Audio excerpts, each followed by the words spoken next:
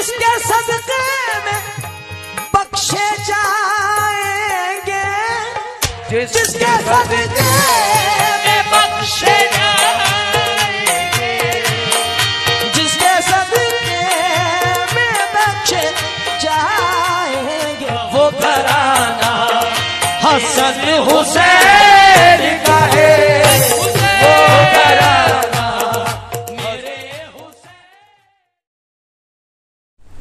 मुअज़्ज़ज़ सामीन किराम, अस्सलामु अलैकुम वरहमतुल्लाहि वबरकातुहू।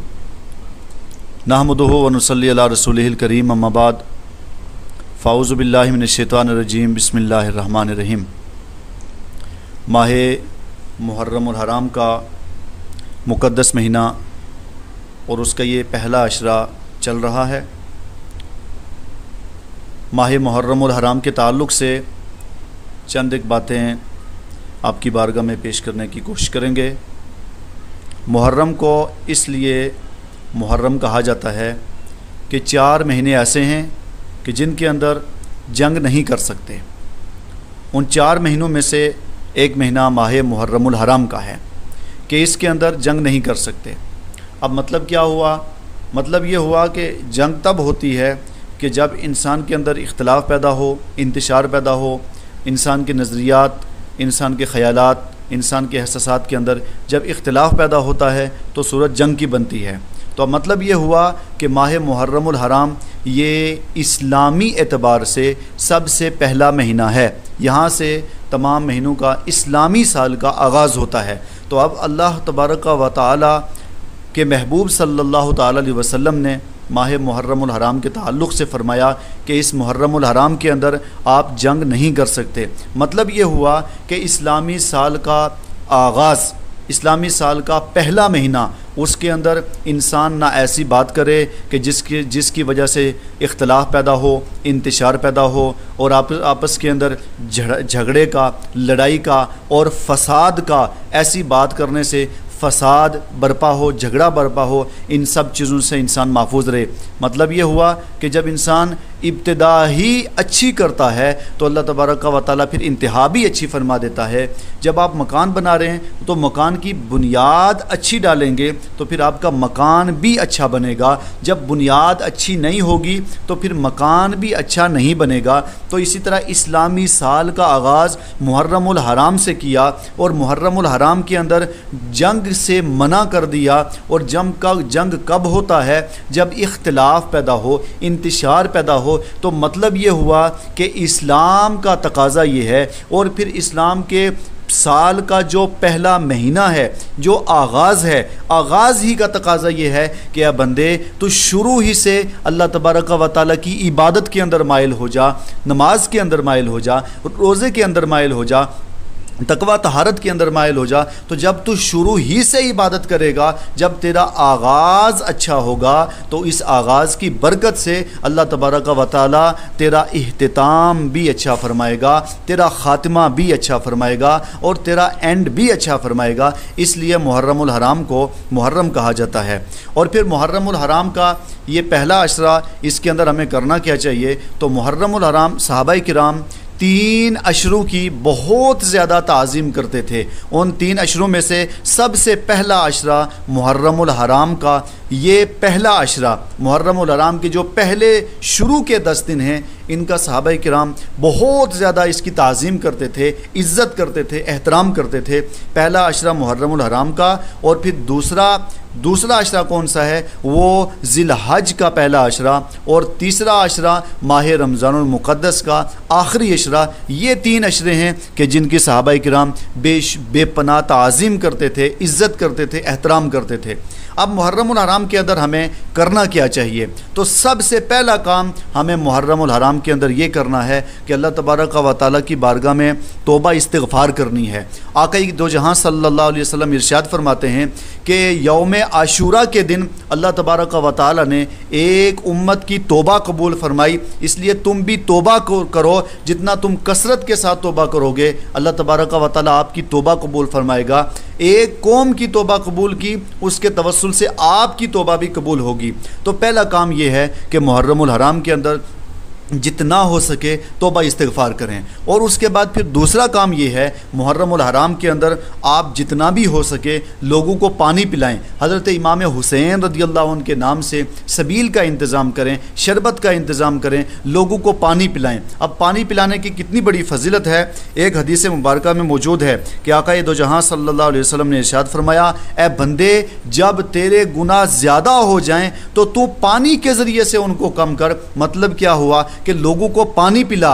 जब बंदा लोगों को पानी पिलाता है तो अल्लाह तबारक व तआला पानी पिलाने की बरकत से बंदे के गुनाहों को माफ़ फरमा देता है। और पानी पिलाने के बाद फिर तीसरा काम क्या है, और वो ये है कि मुहर्रमुल हराम के अंदर आपसे जितना हो सके, जितनी आपकी तौफीक है, जितनी आपकी हैसियत है, अपनी हैसियत के मुताबिक आप गरीबों को लें, यतीमों को लें, मिस्किनों को लें, बेसहारा लोगों को लें कि जिनके पास खाने के असबाब नहीं हैं, पीने के असबाब नहीं हैं। आप उन लोगों को खाना खिलाएं, उनको पानी पिलाएं, उनको तसल्ली बख्श खाना खिलाएं, पेट भर के उनको खाना खिलाएं। तो जब आप खाना खिलाएंगे तो अत-तरगीब व तरहीब के अंदर हदीस मुबारक मौजूद है कि आक़ा दो जहां सल्लल्लाहु अलैहि वसल्लम ने इरशाद फरमाया कि जो लोगों को खाना खिलाता है तो ये खाना खिलाने वाला आदमी इतना खुशकिस्मत है, इतना सआदतमंद है कि ये खाना खिलाने वाला आदमी, अल्लाह रब्बुल इज़्ज़त इसका तज़किरा फरिश्तों के अंदर फरमाता है। अब आप गौर करें कि जिसका तज़किरा अल्लाह रब्बुल इज़्ज़त की ज़ात फरिश्तों के अंदर फरमा दे, उसका कितना बड़ा मकाम है, उसका कितना बड़ा मर्तबा है। हम तो ये कहते हैं कि जिसका अल्लाह रब्बुल इज़्ज़त फरिश्तों के अंदर तज़किरा फरमा दे, ऐसा आदमी जन्नती है। अल्लाह तबारक व तआला अपनी रहमत से ऐसे आदमी को जन्नत अता फरमाएगा।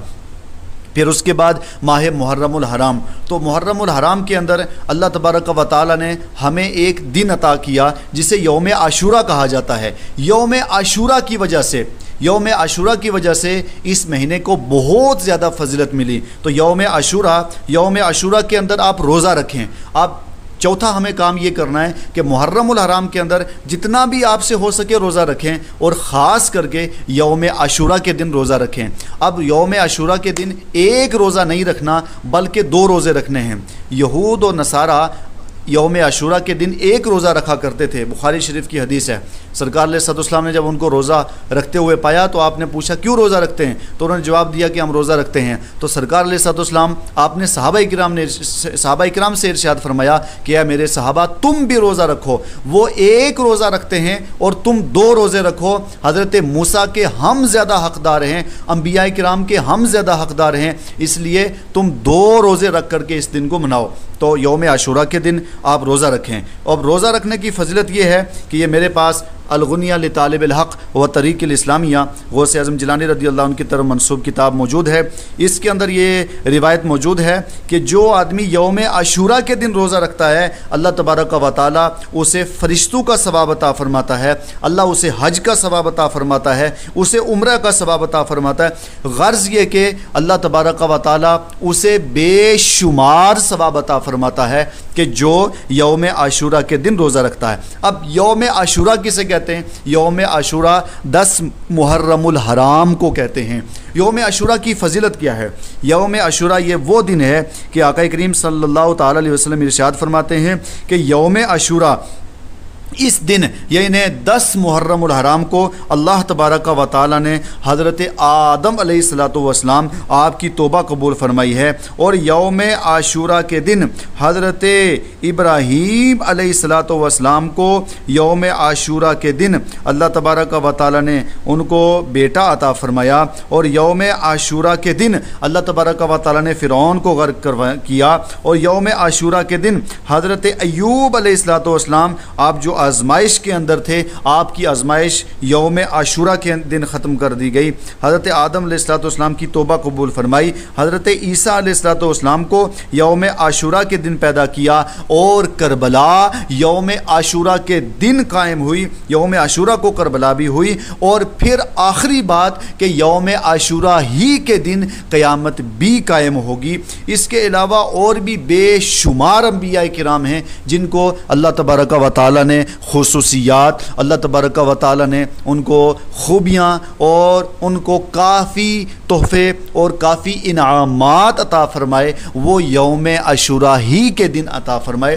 बेशुमार फ़ज़ीलत यौम अशूरा की। इस दिन के अंदर आप अपने घरों के अंदर ज़िक्र अज़कार करें, तौबा इस्तग़फ़ार करें, अपने घरों के अंदर फ़ातिहा ख़ानी का इंतज़ाम करें, फ़ातिहा ख़ानी करें, और ख़ास करके यौम अशूरा के दिन हज़रत इमाम हुसैन का तज़किरा करें, अहले बैत अतहार का तज़किरा करें, क्योंकि ये सारी फ़ज़ीलतें जो हैं वो भी हैं इस महीने को मिली। और साथ में फिर हज़रत इमाम हुसैन रज़ियल्लाहु अन्हु आपकी शहादत भी यौम अशूरा ही के दिन हुई है।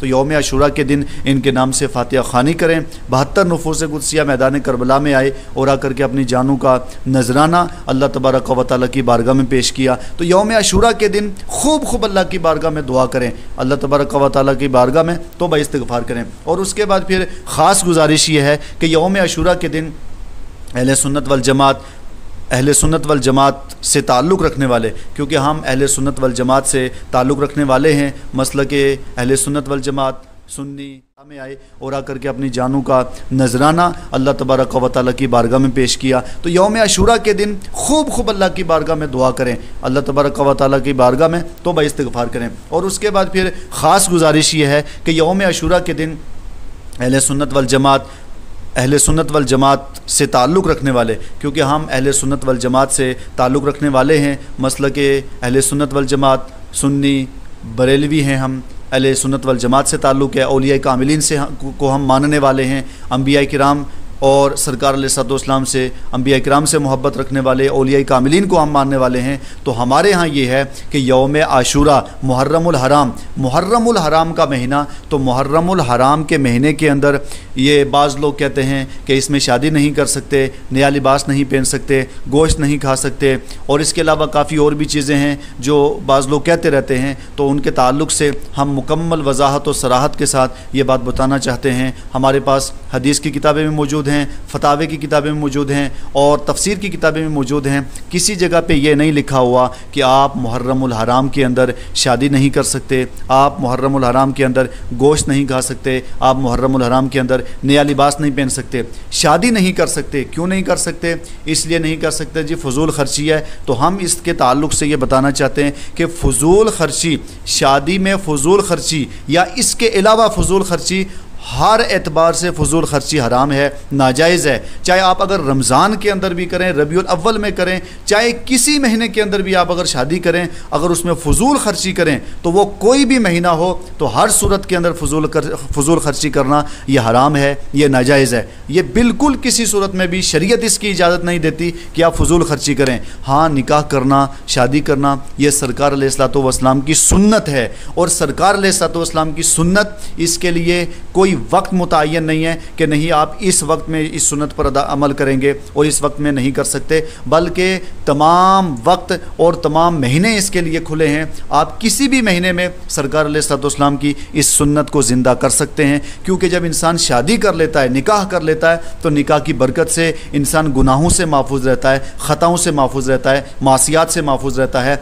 इंसान का ईमान महफूज रहता है, इंसान के ज़ाहिर और बातिन पाक रहते हैं, ख़यालात और तसव्वुरात पाक रहते हैं, एहसासात पाक रहते हैं, इंसान की निगाहें पाक रहती हैं, इंसान के ख़यालात पाक रहते हैं। तो इन सब चीज़ों को अगर पाक करने वाली और महफूज रखने वाली कोई चीज़ है तो उसका नाम निकाह है। निकाह के अंदर बरकत है। इसलिए मुहर्रमुल हराम ये भी अल्लाह का महीना है, रजब भी अल्लाह का महीना है, रमज़ान भी अल्लाह, ये जितने महीने हैं सब का मालिक अल्लाह की ज़ात है, और जितने दिन हैं सारे दिनों के मालिक अल्लाह की ज़ात है। हर लम्हा, हर सेकंड, मिनट, सेकंड और सब चीज़ों का मालिक अल्लाह तबारक व तआला की ज़ात है, और इसलिए सारे दिन अल्लाह के हैं। हाँ, एक रिवायत में ये मिलता है कि 2 ईदों के दरमियान निकाह नहीं कर सकते। अब वो 2 ईदें कौन सी हैं? तो उन 2 ईदों, ये जो 2 ईदें फरमाया गया, वो एक ही दिन के अंदर 2 ईदें, मसलन आज जुमा है तो जुमा भी ईद का दिन है, और बकरा ईद आ गई या रमज़ान की ईद आ गई, कोई भी ईद आ गई इन दोनों में से, तो उधर ईद भी है,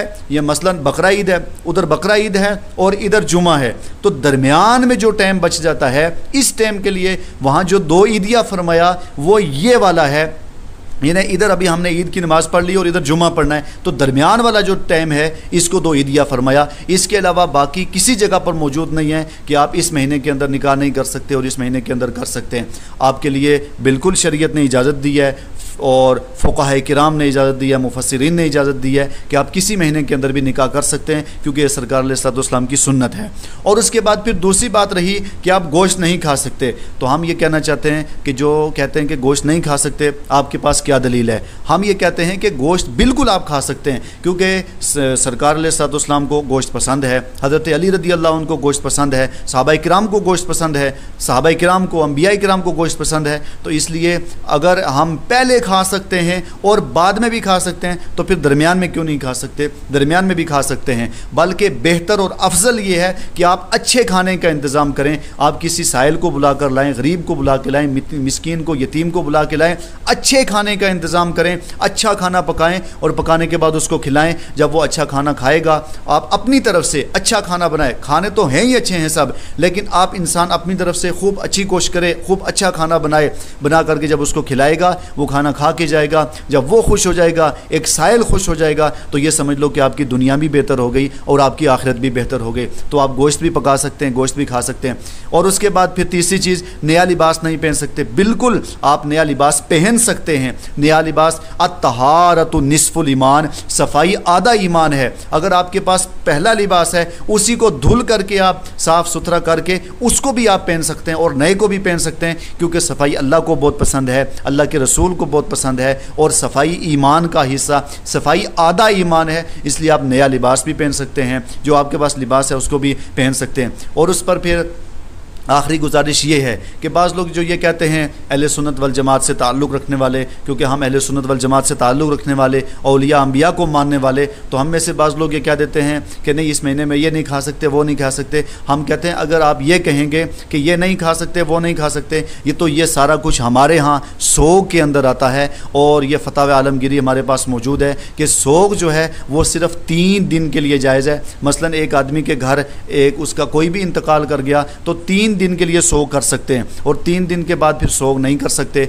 और उसके बाद फिर अगर किसी औरत का शोहर इंतकाल कर जाए, तो उस औरत के लिए 4 महीने 10 दिन है कि वो सोग कर सकती है। बाकी आम लोगों के लिए 3 दिन है, और अगर शोहर इंतकाल कर जाए तो बीवी के लिए 4 महीने 10 दिन है। बाकी किसी सूरत में सोग नहीं मना सकते। और हज़रत इमाम हुसैन रज़ी अल्लाह अन्हु शहीद, क्योंकि कुरान का फ़ैसला मौजूद है कि शहीद कल भी ज़िंदा था, शहीद आज भी ज़िंदा है और शहीद सुबह क़यामत तक ज़िंदा है। शुहदाए इज़ाम ज़िंदा हैं, अंबियाए किराम ज़िंदा हैं, सहाबाए किराम ज़िंदा हैं और शुहदाए इज़ाम ज़िंदा हैं। करबला वाले कल भी ज़िंदा थे, करबला वाले आज भी ज़िंदा हैं। आपने सुना और पढ़ा, हज़रत इमाम हुसैन रज़ी अल्लाह अन्हु जब आप शहीद हुए तो आपका सरे अनवर वो नेज़े पर रखा गया, तो उस वक्त भी इमाम हुसैन की ज़ुबान अतहर हिल रही थी। करीब लगाया कि इमाम हुसैन रज़ी अल्लाह अन्हु कुरान करीम की तिलावत कर रहे हैं, तो इमाम हुसैन रज़ी अल्लाह अन्हु शहीद ज़िंदा है। एक आम आदमी अगर शहीद हो जाए तो वो ज़िंदा है, और फिर सैयदुश्शुहदा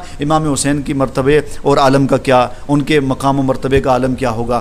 फिर आखिरी हमारी गुजारिश ये है कि मुहर्रमुल हराम हमें यह दर्स देता है। आका करीम सल्लल्लाहु अलैहि वसल्लम ने जो हमें पैगाम दिया, वो पैगाम ये है कि मेरी अहले बैत, सरकार फरमाते मेरी अहले बैत से मोहब्बत करो, अहले बैत से इश्क करो, अहले बैत से मोहब्बत करो। आका करीम सल्लल्लाहु अलैहि वसल्लम इरशाद फरमाते हैं कि जो मेरी अहले बैत से मोहब्बत करता है, एक दिन जो मेरी अहले बैत से मोहब्बत करता है, अल्लाह तबारक व तआला उसे 1 साल की इबादत का सवाब अता फरमाता है। और आगे फरमाया कि अल्लाह तबारक व तआला अगर उसका ख़ात्मा, यानी इस बंदे का ख़ात्मा अहले बैत की मोहब्बत पर हुआ, अल्लाह तबारक व तआला उसे जन्नत अता फरमाएगा।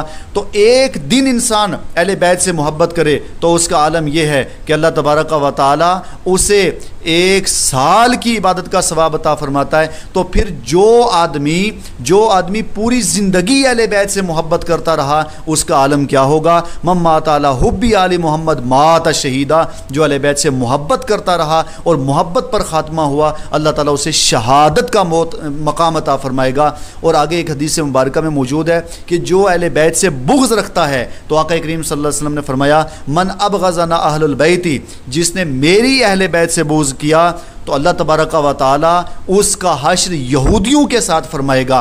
तो सहाबा किराम ने अर्ज़ किया रसूलल्लाह, रावी ने अर्ज़ किया रसूलल्लाह व इन सल्ला व इन सामा, तो आका करीम ने फरमाया व इन सल्ला व सामा व ज़ामा अन्नहु मुस्लिमुन, अगरचे वो नमाज भी पढ़ता हो, वो रोज़ा भी रखता हो और वो अपने आप को मुसलमान भी गुमान करता हो, तब भी उसका हश्र यहूदियों के साथ होगा, उसका हश्र यहूदो नसारा के साथ होगा, क्योंकि वो मेरी अहले बैत से बुग़्ज़ रखता रहा। तो इसलिए अहले बैत अतहार से मोहब्बत करें, सिर्फ मुहर्रमुल हराम ही में नहीं बल्कि पूरी ज़िंदगी अहले बैत से मोहब्बत करें, अहले बैत की मोहब्बत के अंदर ज़िंदा रहें। जब आप अहले बैत से मोहब्बत करेंगे तो हदीस मुबारका में मौजूद है कि कुरान और अहले बैत, कुरान अहले बैत से जुड़ के है और अहले बैत कुरान से हैं, दोनों एक दूसरे से मिले हुए हैं, ये जुदा नहीं है। तो आका इरशाद फरमाते हैं जब क़यामत का दिन कायम होगा तो हौज़े कौसर पर कुरान भी और मेरी अहले बैत भी, ये दोनों आकर के मुझसे मिलेंगी। तो मतलब ये हुआ जब आप किसी बड़े को मिलना जाते हो, अपने साथ चंद लोगों को लेकर के जाते हो, तो क़यामत के दिन कुरान और अहले बैत अपने चाहने वालों को ला करके हुजूर की बारगाह में पेश कर देंगे, हौज़े कौसर पे पेश करेंगे और कहेंगे या रसूलल्लाह ये वो लोग हैं जो दुनिया के अंदर हमसे मोहब्बत करते रहे, हमारी मोहब्बत का तज़किरा करते रहे और हमसे अकीदत रखते रहे, आज हम इनको आपके हवाले कर रहे हैं। तो उस वक्त सरकार फरमाते हैं सबसे पहले क़यामत के दिन अल्लाह ताला जब मुझे इजाज़त देगा तो मैं सबसे पहले अपनी अहले बैत को इजाज़त दूँगा और मेरी अहले बैत जिसको चाहेगी उसको शफ़ाअत करके जन्नत के अंदर दाखिल करेगी। अल्लाह तबारक व तआला हम सबको उसने अमल की तौफीक फरमाए। मुहर्रमुल हराम का अदब करें, एहतराम करें, अपने लिए, आलम इस्लाम के लिए, सब के लिए दुआ करें और इस महीने के अंदर खूब ख़ास करके गरीबों को, मिस्किनों को, यतीमों को खिलाएं। अल्लाह की बारगाह में तौबा इस्तिग़फ़ार करें और इमाम हुसैन रज़ी अल्लाह उनकी सीरत का मुताला करें, अहले बैत अतहार की सीरत का ख़ुद भी मुताला करें, अपने बच्चों को भी उनकी तालीम को सिखाएँ, तरबियत को सिखाएँ। अल्लाह तबारक व तआला हम सब को उसने अमल की तौफीक फ़रमाए। व आखिरु दावाना अनिल हम्दुलिल्लाहि।